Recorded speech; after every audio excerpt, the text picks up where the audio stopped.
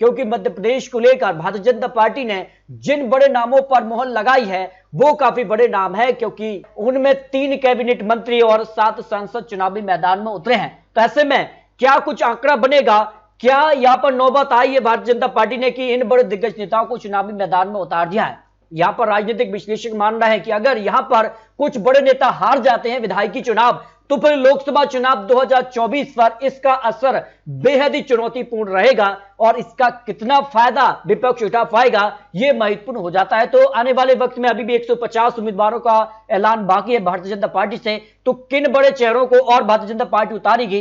क्योंकि यहां पर माना जा रहा है कि सीधे तौर पर यहां पर जो है अमित शाह राजस्थान की वागडोर संभाल लिया है, तो मध्य प्रदेश को लेकर प्रधानमंत्री मोदी जी, लेकिन बिना चेहरे के चुनाव लड़ने से बीजेपी को फायदा या नुकसान? ईश्वर सर्वे के आंकड़े कहते हैं कि फायदा कहने वाले 41% है, जबकि नुकसान कहने वाली 43%, कह नहीं सकते से 16% लोग आ जाते हैं। और राजस्थान को लेकर भी बड़े चौंकाने वाले नाम की यहां पर लिस्ट जो है सामने आने ही वाली है। तो सवाल है कि आज अगर चुनाव होते हैं मध्य प्रदेश, राजस्थान और छत्तीसगढ़ में, तो किसकी सरकार बनती है?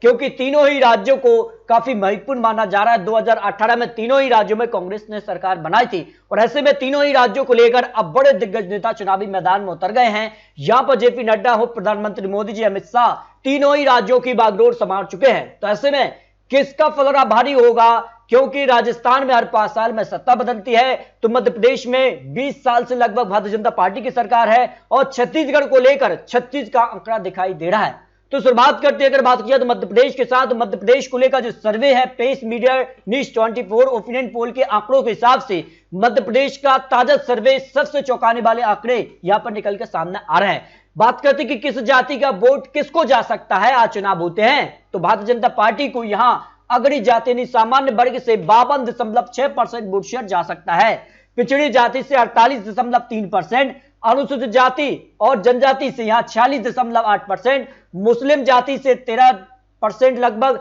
और अन्य से यहां पर 48% वोट शेयर जाने की संभावना दिखाई दे रही है। और अगर बात किया कांग्रेस को यहां पर 35% वोट शेयर अगड़ी जाति से मिल सकता है। और यहां पर अन्य की बात की जाए, अन्य में अगर बात की जाए तो आम आदमी पार्टी, समाजवादी पार्टी, बीएसपी और अन्य क्षेत्रीय पार्टी भी चुनावी मैदान में तीनों ही राज्यों में उतर रहे हैं। तो सीधे तौर पर अगर बात की जाए तो यहां पर जो है सामान्य जाति अगड़ी जाति में यहां पर 52% vote share Bharatiya Janata party के पक्ष में सबसे ज्यादा जा सकता है। पिछड़ी जातियों में यहां 48% बीजेपी के साथ, तो 44% कांग्रेस के साथ, 7.3 अन्य यहां पर जा सकता है, यानी सीधे तौर पर अन्य पार्टी को जा सकता है। अनुसूचित जाति और जनजाति की अगर बात की जाए तो यहां 39% कांग्रेस के साथ, 40% बीजेपी के साथ और 13% वोट शेयर यहां पर जो है अन्य यहां पर पार्टी को जा सकता है। मुस्लिम वोट बैंक में यहां कांग्रेस की यहां पर 73% लगभग और 12% आने के साथ। और इस तरह से अगर बात की जाए तो यहां पर काफी चौंकाने वाले आंकड़े बनते नजर आ रहे हैं। इसके अलावा अगर बात की जाए सबसे बड़ी समस्या इस वक्त कौन सी दिखाई दे रही है? देखिए, महंगाई सबसे बड़ी समस्या तीनों ही राज्यों में, यहां पर 33.9%, बेरोजगारी यहां पर 31.4%, मध्य प्रदेश को लेकर जो बड़ा सवाल है भ्रष्टाचार भी 26% लोगों की समस्या बना हुआ है, कह नहीं सकते ऐसे 8.4% लोग आते हैं जो पेस मीडिया न्यूज 24 के आंकड़े सामने आ रहे हैं। जबकि अगर बात की जाए सीएम पद के लिए सबसे पसंदीदा यहां पर चेहरा कौन नजर आ रहा है मध्य प्रदेश को लेकर जो सवाल है, इसमें शिवराज सिंह चौहान वर्तमान मुख्यमंत्री को 44.2% लोग यहां पर फिर से यहां पर सीएम पद के लिए देख रहे हैं। लेकिन भारतीय जनता पार्टी ने यहां पर सीएम पद घोषित नहीं किया है, जबकि प्रधानमंत्री मोदी जी के ही यहां पर यानी सीधे तौर पर चेहरे पर ही तीनों ही राज्यों में चुनाव लड़ा जा रहा है। जबकि कमलनाथ 44.1% और कांग्रेस ने सीधे तौर पर ऐलान कर दिया है कि कमलनाथ के नेतृत्व में ही चुनाव लड़ेंगे, कह नहीं सकते ऐसे 11% लोग आ जाते हैं जो अन्य यहां पर चेहरे को सीएम के तौर पर दिखना चाहेंगे मध्य प्रदेश को लेकर, जो यहां पर आंकड़े सामने आ रहे हैं। लेकिन अगला सवाल की बात की तो यहां पर समस्याओं के मुद्दे के लिए किसे जिम्मेदार यहां पर मान रही है जनता, क्योंकि जो समस्याएं रही हैं, मुद्दे जो रहे हैं, उसके लिए जिम्मेदार तो कोई होना चाहिए। इसके लिए देखिए, विधायक को 39.9% लोग मान रहे हैं, मुख्यमंत्री को 26%, नौकरशाही को यहां 21%, कह ही नहीं सकते, ऐसे 12% लोग आ जाते हैं जो पेस मीडिया न्यूज 24 के आंकड़े सामने आ रहे हैं। शिवराज सरकार की लाडली बहना योजना मतदाताओं को मास्टर स्ट्रोक काम करेगी, क्योंकि माना जा रहा है कि जिस कहा से महिलाओं के लिए आरक्षण बिल भी पास हुआ है, उसके बाद महिलाओं में यहां पर सीधे तौर पर चुनाव को लेकर एक जागृति उत्पन्न हुई है। और ऐसे में मध्य प्रदेश में जो लाडली बहना और लाडली आवास योजना हाल ही में लागू की गई है, उसका कितना फायदा मध्य प्रदेश में मिल सकता है? तो कि यहां कहने वाले 48% लोग इस योजना को मास्टर स्ट्रोक की तरह देख रहे हैं। नहीं कहने वाले 38%, कह नहीं सकते ऐसे 13% लोग आते हैं। सीधे तौर पर इस योजना का भारतीय जनता पार्टी को जबरदस्त फायदा मिल सकता है, जो अनुमान यहां पर सामने आ रहा है। लेकिन कुछ और महत्वपूर्ण सवाल, मुख्यमंत्री शिवराज सिंह चौहान के काम को आप किस तरह से देख रहे हैं? इसमें देखिए, अच्छा कहने वाले 34% है, खराब कहने वाले 27%, औसतन आंकड़ा 22%, कह नहीं सकते 15% लोग आ जाते हैं, जो pace media news 24 opinion poll के आंकड़े सामने आ रहे हैं। जबकि अगर बात की जाए तो क्या मोदी के नाम पर वोट मांगने से बीजेपी को फायदा मिलेगा? क्योंकि जिस कहा से प्रधानमंत्री मोदी जी मध्य प्रदेश दौरों पर रहे हैं, उसका जबरदस्त कितना फायदा भारतीय जनता पार्टी उठा पाएगी? क्योंकि एक बड़ा नाम माना जाता है जिस कहा से मोदी लहर लोकसभा चुनाव में देखने को मिलेगी। लेकिन जिस कहा से मध्य प्रदेश के विधानसभा चुनाव में प्रधानमंत्री मोदी जी यहां चुनावी मैदान में उतरे हैं, इसका भी कितना फायदा मिल सकता है? अगर यहां पर कुछ बड़ा उलटफेर होता है तो फिर 2024 में भी कुछ भी बड़ा हो सकता है। तो हां कहने वाले 47% है, नहीं कहने वाले 44%, कह नहीं सकते 8% लोग आते हैं।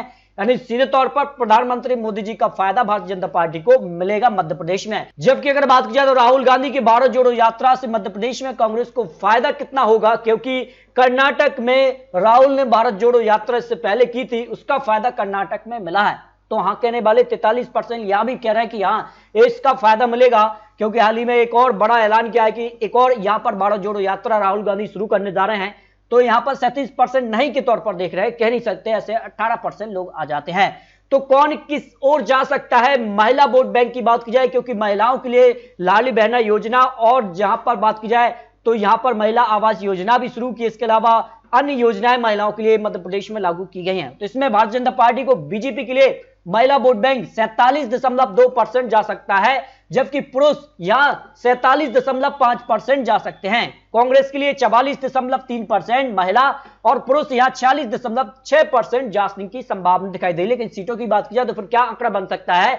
जो pace media news 20 opinion poll के आंकड़े सामने आ रहे हैं, उस हिसाब से देखा जाए तो 2018 के मुकाबले 2023 की क्या तस्वीर बन सकती है? 41% वोट शेयर 2018 में भारतीय जनता पार्टी को मिला था, इस बार 45.6% वोट शेयर जा सकता है, जबकि 2018 में कांग्रेस को 40.9% और इस बार 45.1% जा सकता है।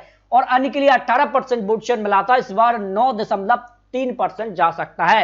यानी वोट शेयर के मामले में कांटे की टक्कर दिखाई दे रही है, लेकिन पलड़ा भारतीय जनता पार्टी का भारी नजर आ रहा है। लेकिन सीटों की बात की जाए तो फिर यहां पर pace media news 24 opinion poll के हिसाब से मध्य प्रदेश में भारतीय जनता पार्टी को 115 से 122 सीट, कांग्रेस को 105 से लेकर 115 सीट और इस हिसाब से अन्य की 1 से 5 सीटें निर्णायक मानी जा रही हैं।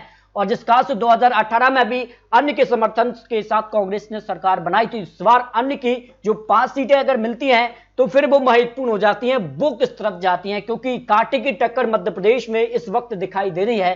किसी भी पार्टी को बहुमत का आंकड़ा मिल सकता है, फिलहाल जनता ही तय करेगी मध्य प्रदेश में किसकी बनेगी सरकार। और बड़े बड़े यहां पर आंकड़े और बड़े बड़े जिस कहा से चुनावी वादे होंगे, उसके बाद आंकड़े बदल सकते हैं। लेकिन छत्तीसगढ़ का क्या आंकड़ा दिखाई दे रहा है?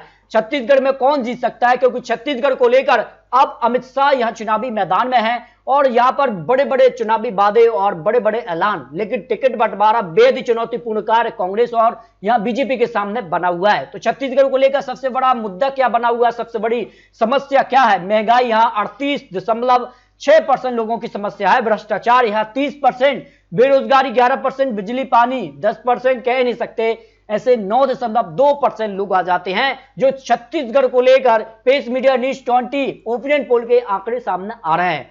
जो समस्या आपने बताई उसके लिए किसे जिम्मेदार के तौर पर देख रहे हैं? विधायक को 47%, मुख्यमंत्री को 14%, नौकरशाही को 16%, कह ही नहीं सकते 21% लोग आ जाते हैं। जबकि आपका पसंदीदा मुख्यमंत्री चेहरा कौन इस वक्त दिखाई दे रहा है छत्तीसगढ़ को लेकर? जो ओपिनियन पोल सामने आ रहा है सबसे लेटेस्ट है और सबसे ताजा सर्वे यहां निकलकर आ रहा है। भूपेश बघेल यहां 43.2% लोगों की पसंद बने हुए हैं, रमन सिंह यहां 27.5% लोगों की पसंद बने हुए हैं, टी.एस. सिंहदेव भी यहां पर 19% लोगों की पसंद बने हुए, कह नहीं सकते ऐसे 10% लोग ऐसे भी हैं जो इन तीन बड़े चेहरों में से किसी अन्य चेहरों को देखना चाहेंगे। इसके अलावा अगर बात की जाए तो जिसका से केंद्र अब यहां पर बड़े बड़े चेहरों को चुनावी मैदान में उतार रहा है, जबकि कांग्रेस भी अपने उम्मीदवारों का ऐलान कर सकती है, जबकि भारतीय जनता पार्टी पहले ही एक उम्मीदवारों की लिस्ट जारी कर चुकी है। तो आज अगर चुनाव होते हैं तो किस जाति का वोट किसको जा सकता है, छत्तीसगढ़ को लेकर जो आंकड़ा बनना है, देखिए अगड़ी जाति सामान्य वर्ग 32% कांग्रेस के साथ जा सकता है, बीजेपी के साथ 40%, कांग्रेस के साथ 22% और अन्य के साथ यानी अन्य जो क्षेत्रीय पार्टी उनको 22% वोट शेयर मिल सकता है।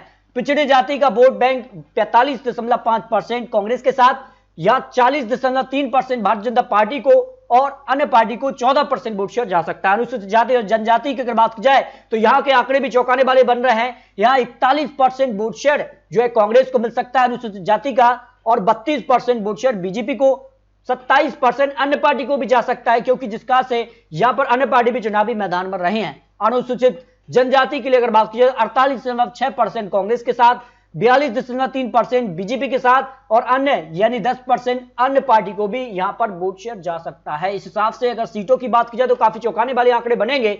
बघेल सरकार की किसान न्याय योजना से कांग्रेस को लाभ मिलेगा या नहीं, इस पर देखिए हाँ कहने वाले 54% लोग हैं, जबकि नहीं कहने वाले 28.3%, कह नहीं सकते ऐसे 17% लोग आ जाते हैं। लेकिन छत्तीसगढ़ को लेकर आज चुनाव होते हैं तो किसके पक्ष में कितने फीसदी वोट जाने की संभावना दिखाई दे रही है, जो यहां पर paste media news 20 opinion poll के आंकड़े सामने आ रहे हैं। 2018 में 43% वोट शेयर कांग्रेस को मिला था और इस बार 45.1% वोट शेयर जा रहा है, जबकि 2018 में बीजेपी को 33% मिला था, इस बार 38.9% वोट शेयर जा सकता है। 24% 2018 में अन्य को मिला था, इस बार 16% जा रहा है। यानी वोट शेयर के मामले में दोनों ही पार्टियों में इजाफा हो रहा है, लेकिन कांग्रेस वोट शेयर के मामले में आगे दिखाई दे रही है। लेकिन सीटों की बात की जाए तो कांग्रेस 55 से 60 सीटों के आसपास दिखाई दे रही है और बीजेपी 30 से 35 सीट और अन्य के पक्ष में 1 से 3 सीट की संभावना यहां पर paste media news 20 opinion poll के हिसाब से लगाई जा रही है। तो इस तरह से अगर बात की जाए दोनों ही राज्यों में यहां पर कांटे की टक्कर है। छत्तीसगढ़ में कांग्रेस का पलड़ा भारी तो मध्य प्रदेश में कांटे की टक्कर के बीच हल्का सा भारतीय जनता पार्टी का पलड़ा भारी नजर आ रहा है।